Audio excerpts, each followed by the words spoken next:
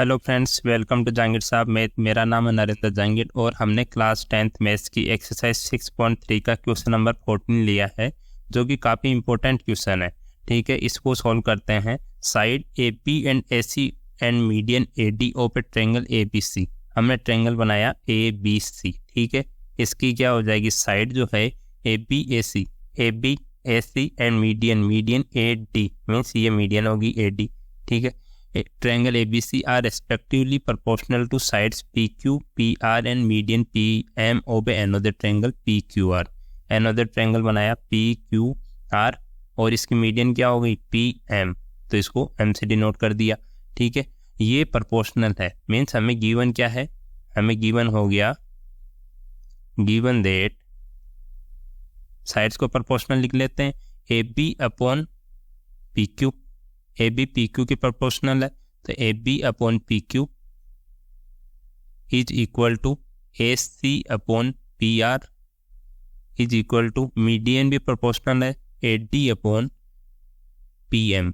ठीक है, ये तो हमें गिवन है।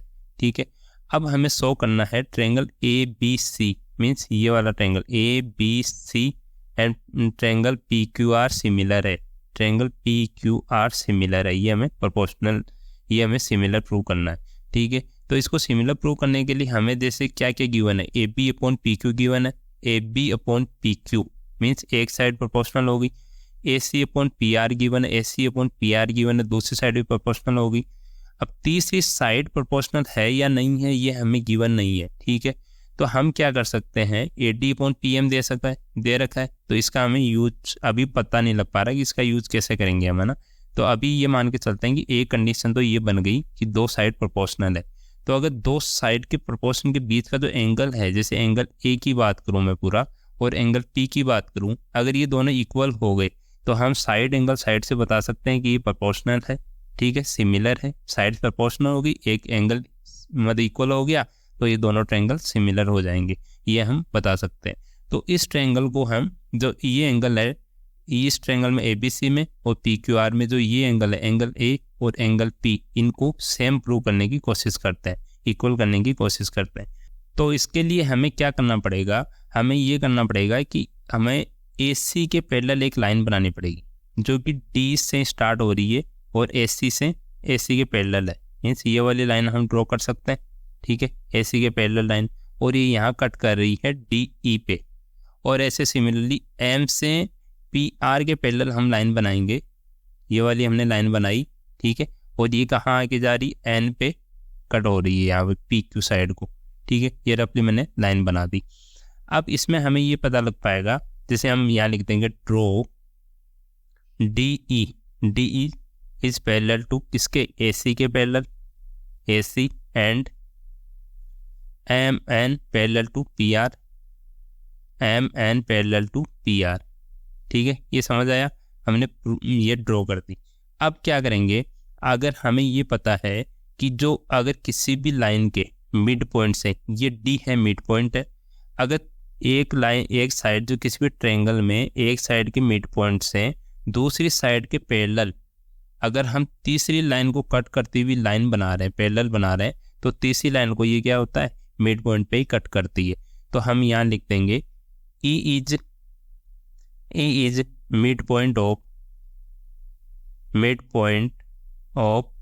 AB। ठीक है, ABC में, और N is midpoint of PQ। ठीक है, ये मिड पॉइंट है। N is midpoint of PQ। ठीक है, ये कैसे आया, इसका रीजन क्या हो जाएगा, ये हो जाएगा converse of MPT। Mid point theory पढ़ी थी 9th क्लास में, उसी का कन्वर्ज हमने यहाँ लिख लिया। इसका कन्वर्ज क्या होता है कि अगर एक साइड के मिड पॉइंट से दूसरी साइड के पैरेलल, मीन्स AC के पैरेलल अगर हम लाइन ड्रॉ करते हैं तो थर्ड लाइन को मिड पॉइंट पे कट करती है। ठीक है, इसका ये कन्वर्ज हो गया MPT का। तो हमने बता दिया कि E और N जो है पॉइंट, वो AB और PQ के मिड पॉइंट है, ये हमें पता लग गया। तो अब क्या करेंगे, यहाँ लिख देंगे हम मिड पॉइंट है, मीन्स क्या हो गया, AE को हम लिख सकते हैं is equal to half of AB, लिख सकते हैं। अगर मिड पॉइंट है तो AE is equal to half of AB हो गया, and P N is equal to half of P Q, ये लिख सकते हैं। ठीक है, अब हमने मिड पॉइंट थ्योरी में एक चीज़ और पढ़ी थी। इसमें क्या होता है, अगर हम इन दो साइड्स के मिड पॉइंट को ज्वाइन कर रहे हैं, एक लाइन बना रहे हैं, जैसे डी लाइन बनी मिड पॉइंट को जोड़ते हुए, पहले हमने ये प्रूव कर दिया कि मिड पॉइंट है। अब मिड पॉइंट को जोड़ते हुए डी लाइन बनी, वो तीसरी के पैरेलल है, तो वो जो तीसरी लाइन है उसकी हाफ होती है। ये एमपीटी थ्योरी में पढ़ा था 9th क्लास में। मीन्स डी जो हो जाएगी वो हाफ ऑफ एसी हो जाएगी, और एम एन हो जाएगी वो हाफ ऑफ पी आर हो जाएगी। ठीक है, ये एमपीटी थ्योरम के अकॉर्डिंग हुआ है। यहाँ लिख देंगे D is equal to half of AC. ठीक है, मीन्स दो साइड्स के मिड पॉइंट को जोड़ते हुए अगर कोई लाइन बना रहे हैं, तो डी और ई पॉइंट जो है मिड पॉइंट है, इनको अगर एड जॉइंट कर रहे हैं हम, तो तीसरी साइड है उसकी हाफ होगी इसकी लेंथ। ठीक है, तो D is equal to 1/2 of AC, and दूसरे ट्रायंगल में क्या हो जाएगा, M N is equal to half of P R, ये लिख सकते हैं। ठीक है, इतना सबको पता लग गया। ये किस थ्योरम से हुआ, ये हुआ एमपीटी मिड पॉइंट थ्योरम। ठीक है, ये 9th क्लास में हमने पढ़ी थी। अब जो गिवन कंडीशन है उससे हम सॉल्व करते हैं। अब हमें जो गिवन कंडीशन है, from the given condition A B upon P Q, A C upon P R, A D upon P M, ये हमें गिवन है। अगर हम इसका ए बी कौन सी है, ए बी का अगर हाफ कर देंगे तो ए ही लिख सकते हैं, और पी क्यू का हाफ कर देंगे तो पी एन लिख सकते हैं। तो मैं इनका हाफ कर देता हूँ। ठीक है, इनका हाफ कर देता हूँ। और ए सी का हाफ करेंगे अगर, तब क्या लिख सकते हैं, ए सी का हाफ करेंगे तब मैंने बताया था पिछली स्लाइड में कि ए सी का हाफ क्या हो जाएगा, डी हो जाएगा, और पी आर का हाफ कितना हो जाएगा, एम एन हो जाएगा। ठीक है, ये हमने प्रूव किया था, तो इसको भी मैं हाफ कर देता हूँ। यहाँ लिख दूंगा हाफ हाफ, तो हाफ ऑफ ए बी क्या लिख सकता हूँ, ए ई। ठीक है, A E upon half of P Q क्या लिख सकता हूँ, half of P Q P N लिख सकता हूँ, P N is equal to half of A सी।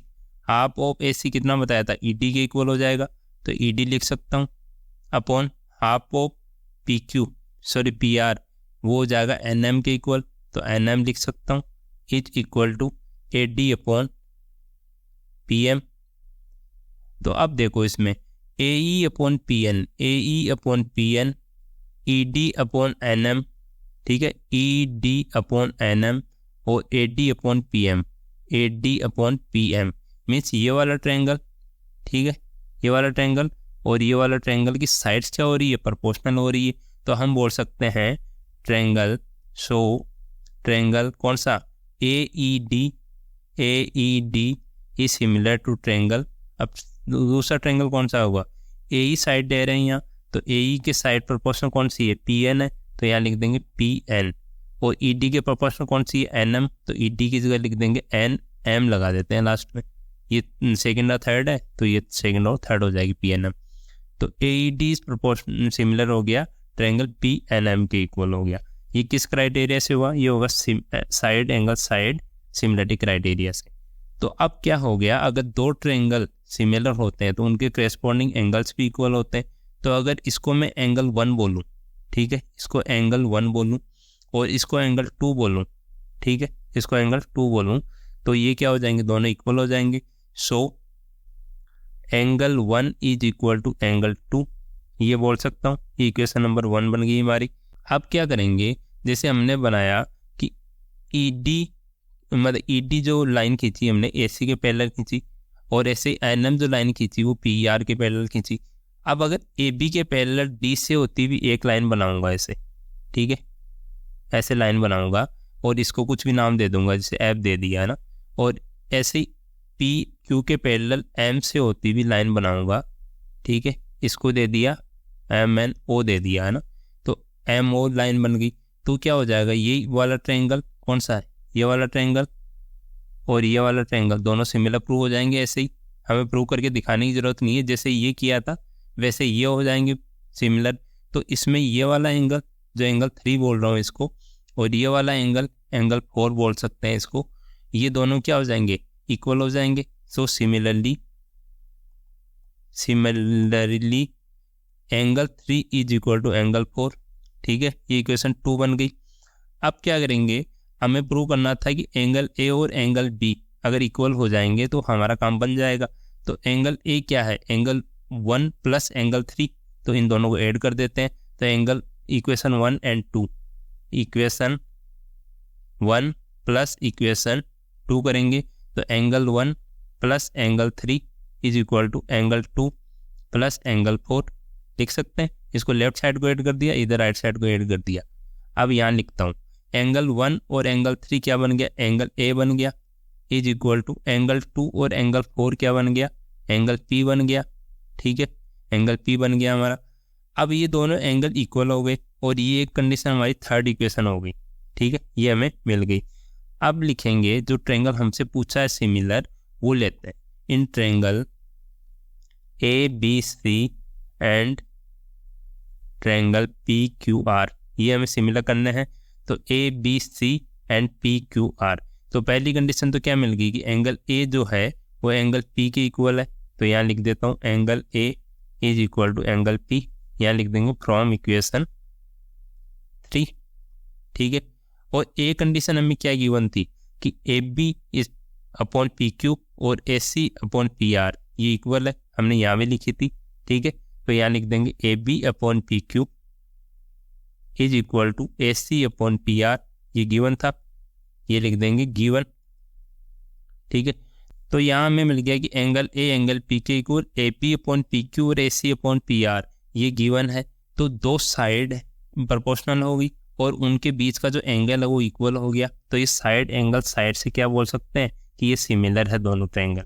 तो यहाँ लिख देंगे triangle A B C is similar to triangle, triangle किसके सिमिलर होगा, ए किसके इक्वल है, पी के इक्वल है। तो यहाँ लिख देंगे ए की जगह पी रख देंगे। ठीक है, और ए बी जो साइड है, ए बी साइड वो पी क्यू के प्रोपोर्शनल है, तो यहाँ ए बी की जगह पी क्यू रख दूंगा। ठीक है, और बी सी साइड है ये नहीं पता, ए सी साइड है अपॉन पी आर, ए सी मतलब फर्स्ट और लास्ट, तो यहाँ भी लिख दूंगा फर्स्ट और लास्ट में आर लिख दूंगा। तो ट्रायंगल पी क्यू आर के प्रोपोर्शनल ये सिमिलर हो गया। तो यही हमें प्रूव करना था। ये किस क्राइटेरिया से हुआ, ये होगा साइड एंगल साइड, मीन्स एक साइड ये फिर एंगल और ये दूसरी साइड ये। ठीक है, साइड एंगल साइड क्राइटेरिया से सिमिलर हो गया, यही हमें प्रूव करना था। हमने प्रूव करके बता दिया। थोड़ा सा हार्ड लगेगा आपको क्वेश्चन, लेकिन थोड़ा सा अगर ट्रिक लगाएंगे आप, ट्रिक क्या लगाई हमने, एक ड्रॉ की लाइन और ये मिड पॉइंट पे कट कर रही है, एक तो ये कंडीशन मिल गई। और फिर 2 पॉइंट के अगर 2 साइड्स के मिड पॉइंट को हम ज्वाइन करते हैं, जो थर्ड लाइन होती है उसकी हाफ होती है ये कंडीशन हमने एमपीटी थ्योरी यूज में ली। ठीक है, ऐसे सिमिलरली इस ट्रायंगल में भी ऐसे ही सिमिलर प्रूव कर देंगे इनको सिमिलर प्रूव कर दिया। इससे एंगल 1 और एंगल 2 इक्वल हो गए, एंगल 3 और एंगल 4 इक्वल हो गए, दोनों को ऐड किया तो एंगल ए और एंगल पी इक्वल हो गया। फिर साइड का रेशियो दे रखा है तो इनको सिमिलर प्रूव करके हमने बता दिया। ठीक है, होप आपको समझ आया होगा।